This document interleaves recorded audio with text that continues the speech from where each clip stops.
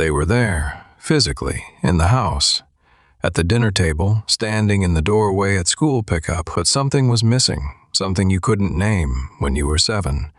Something you still struggle to name now. Not abuse, not neglect in the way people usually mean it. They fed you, clothed you, kept a roof over your head, but they never asked how you were feeling. Never sat with you when something hurt. Never made you feel like your inner world mattered to anyone but you. And if that is your childhood, if the absence wasn't dramatic but constant, there is a name for what happened to you. And understanding it changes everything. They're the person who seems fine, always seems fine. The one who handles every crisis without flinching. The friend who listens to everyone else's problems for hours but never mentions their own. Who texts back immediately but never sends the first message. The person who can take care of everyone in the room, except themselves, and if you ask them why, they'll say they don't need much. But that is not true. They just learned early that needing was dangerous. And here is what nobody tells you. Emotional absence doesn't leave bruises, it leaves blueprints. And every relationship you build as an adult gets constructed from those invisible plans. So let's go back. Because this starts in a room most people don't remember clearly. Picture a child, maybe 5 or 6, who comes home from school and something happened. Maybe a friend was mean. Maybe they're confused about something. Maybe they're just scared and they don't know why. And they walk up to their parent and the parent is there, sitting right there. But when the child tries to share what they're feeling, something happens. Or rather, nothing happens. The parent changes the subject or says you are fine. Or stares past them like the words didn't arrive. Not cruelty, emptiness. And the child learns the first rule. My feelings are not an emergency to anyone but me. Psychologists call it childhood emotional neglect. Not what happened to you, what didn't happen. The absence of attunement. The missing response. And the ACE study, one of the largest public health studies ever conducted, found that roughly 1 in 4 adults experienced some form of emotional neglect growing up. Not physical, emotional. The kind that leaves no evidence except how you function as an adult. No bruises, no records. Just patterns that don't make sense until someone names them. And here is what it does to you. Because the effects aren't dramatic. They're architectural. The first thing it builds is a person who becomes invisible on purpose.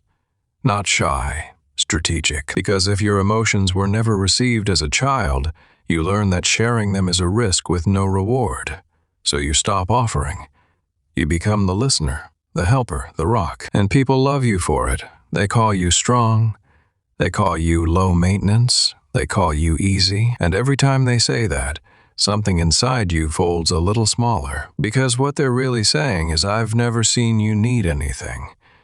And you hear, I've never seen you. And here is the second thing it builds, a very specific kind of hypervigilance. These people can read a room in under 3 seconds.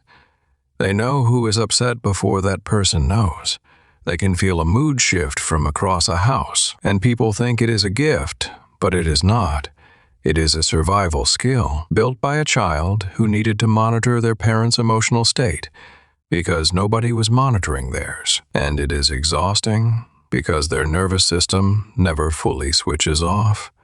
It is always scanning, always reading, always preparing for the emotional temperature to change without warning. And here is the third thing, and this is the one that hurts the most. People raised by emotionally absent parents often struggle to receive love, even when it is standing right in front of them. Because love, to them, doesn't feel like warmth. It feels like exposure. When someone looks at you with real tenderness, your first instinct isn't to lean in.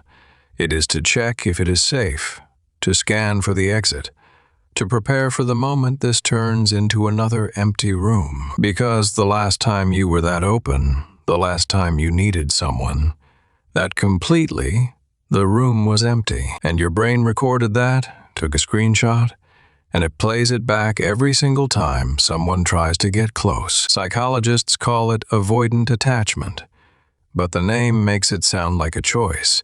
It is not a choice. It is architecture. It is the blueprint your nervous system drew when you were 5, and it never got updated because nobody taught you a different design. And there is a fourth pattern, and it is the one that makes these people the most misunderstood. They overfunction, they become the parent they never had. Not for themselves, for everyone else. They're the friend who remembers your medication schedule, the partner who anticipates your needs before you speak, the coworker who notices when you are off and brings you tea without asking. And from the outside, it looks like love, and it is love.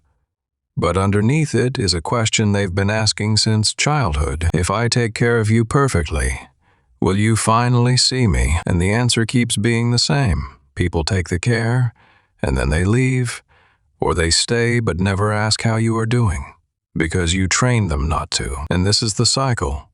Give everything, receive nothing. Wonder what is wrong with you? Give more, burn out, disappear. Come back, start again. And the loneliest part is that nobody notices you are drowning because you made sure the water looks calm from above. But here is what changes when you finally understand what happened to you. And this is the part that matters. The first thing that changes is you stop calling yourself broken, because you are not broken. You are adapted. Every single behavior that frustrates you, the walls and the people pleasing and the inability to ask for help, those were solutions once. They kept you safe in a house where emotional safety wasn't provided, and they worked. That is the thing nobody says. They worked. The problem isn't that you built those walls. The problem is nobody ever told you it was safe to take them down. And the second thing that changes is you start to notice the grief, not sadness exactly, grief, for the childhood you were supposed to have. The conversations that should have happened, the bedtime where someone should have asked what is wrong and actually waited for the answer. Clinical psychologist Jonas Webb puts it this way: the child who isn't seen doesn't stop existing. They stop expecting to be seen, and that becomes the wound they carry into every relationship they ever build. And the hardest part of healing isn't learning something new. It is unlearning the thing your nervous system decided was fact before you had words for any of it. That you are not too much, that needing things from people is not weakness, that your feelings were always worth hearing. Someone just wasn't listening, and maybe you can't go back and give that child what they deserved, but you can stop punishing yourself for the way you survived it, because the walls you built were never the problem. They were the proof that a child figured out how to keep going when nobody showed them how. So, if any of this landed somewhere deep, I want you to hear this clearly. You deserved more. Not because something was wrong with you, because something was missing from the room. And every time you flinch when someone reaches for you, every time you take care of everyone but yourself, every time you say, "I am fine," when you are not, that is not a flaw. That is an echo. And echoes fade, not overnight. Not easily, but they fade, especially when you finally understand where the sound started. If this hit home, I'd genuinely appreciate it if you subscribed. And if you want to support these deep dives into the things we carry, hit that join button. Because the people who were raised by emotionally absent parents didn't grow up empty. They grew up full of everything they were never allowed to show anyone. And the bravest thing they'll ever do isn't building another wall. It is letting someone in and trusting that this time the room won't be empty.